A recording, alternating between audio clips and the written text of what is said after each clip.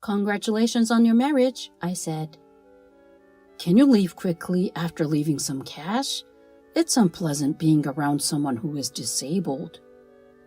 I'm a working adult who has been married for a few years. I was in a car accident shortly after I got married and lost the use of both of my legs. Every week, I go to rehabilitation, but I still live in a wheelchair. When I first learned that I will be confined to a wheelchair, I was shocked. My wife, in-laws, and other family members have been very kind and caring to me. It has helped me stay positive and do my best during the difficult rehabilitation process. Because I worked from home, I was able to live comfortably in a wheelchair. My wife and in-laws were gracious to me. There is only one bothersome person in my life. The person is my wife's brother, my brother-in-law. My brother-in-law is an intelligent man who has a good reputation among his peers and gives the impression of being a nice young man. I thought he was a nice man when I first went to my wife's parents' house to greet him. When he discovered I had been in a car accident and was in a wheelchair, he revealed his true nature. The worst part is that my brother-in-law is disabled. Don't make things difficult for our family. That didn't seem like the sort of thing to say to someone who had just been in a car accident.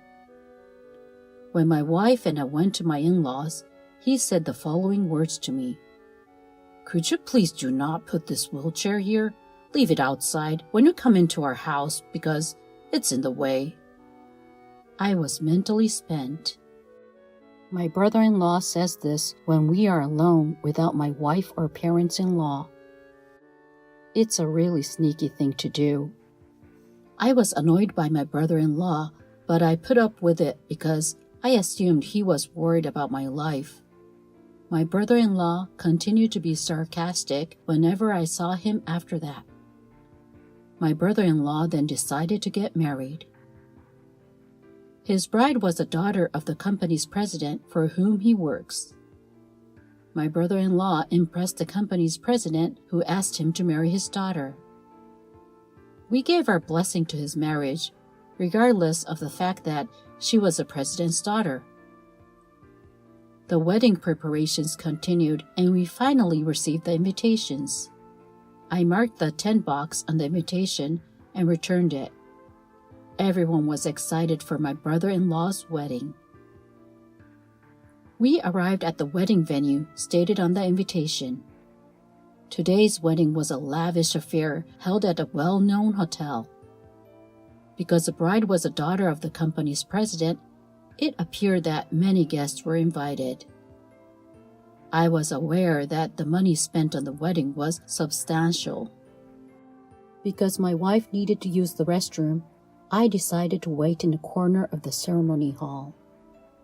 Then, from behind me, I heard a familiar voice. The worst thing you can do is marry an ugly woman, but I'll put up with it because she's a boss's daughter. Getting married into a wealthy family, I'm going to be living the high life. I'll put up with marrying an unattractive woman if it means living happily ever after. My brother-in-law and his friends had been gossiping about the bride. After a while, my brother-in-law left and I returned to my wife. I debated telling my wife what I had just heard, but I couldn't tell her, who was overjoyed about my brother-in-law's marriage, so I decided to remain silent. My brother-in-law and in-laws were already conversing in the groom's waiting room when I arrived. Congratulations on your marriage. Thank you for coming. He was so pleasant that I could not believe he was the one who had just been gossiping. I'd like to speak with him alone. You two can go to waiting room and unwind. My brother-in-law led me down the empty hallway for some reason. His expression changed after he checked that no one was there. What brought you here? Having a handicapped person in my family is a disgrace. He spoke in the same tone as when he talked badly of the bride. "Just go home after you paid for the celebration. It's inconvenient for the bride's family to have a disabled person here."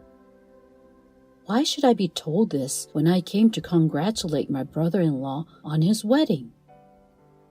I was enraged by my brother-in-law's remarks. However, it was also true that my presence in a wheelchair would annoy those around me. As my brother-in-law stated, I had no choice but to leave. "I'll make an appropriate excuse to my sisters." My brother-in-law laughed at me until the very end. My phone rang on my way home. It was my wife calling. My wife had called me in a panic when she realized I was missing. I told her I was on my way home, and she told me to return. You know how much trouble a handicapped person like me causes everyone, don't you? I kept it a secret that my brother-in-law had said this, and told her that my presence would only cause trouble. "Who said that to you?" "Nobody said anything like that." "And if anyone says that to you, I'll be the one to yell at them." I was really happy that my wife was upset as if it was said to her. After hearing my wife's word, I returned to the wedding. When I returned to the wedding, my wife ran up to me. My in-laws were relieved to see me return. "Why did you return? I told you that disabled people are a pain." My brother-in-law yelled at me when he found out I had returned. "Handicapped people in wheelchairs are the garbage of society, so get out."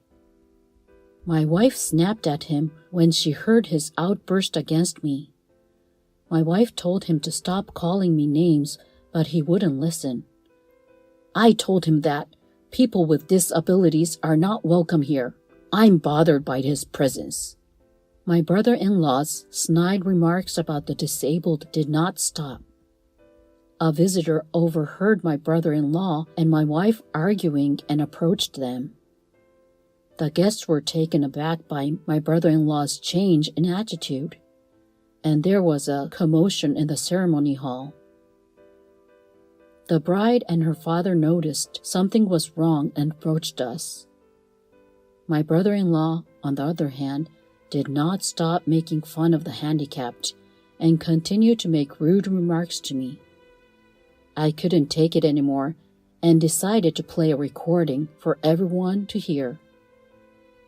"The worst thing you can do is marry an ugly woman, but because she's the boss's daughter, I'll put up with it." My brother-in-law and his friend became agitated when I played the recording. "What the hell? This recording's made up." My brother-in-law appeared distressed and began making excuses. I ignored my brother-in-law's request to stop the recording and kept playing it. I continued to play, ignoring my brother-in-law. "I'm going to be the celebrity now, like I'm going to be rich." My brother-in-law's face was flushed and he trembled. "I'm willing to marry an ugly woman if it means I can have so much money and play around for the rest of my life."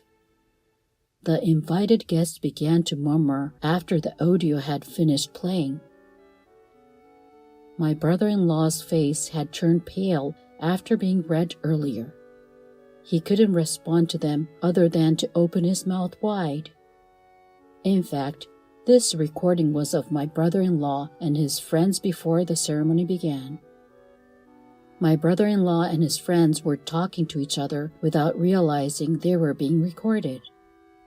When my brother-in-law discovered the truth, he attempted to seize me, but someone else moved faster than he did.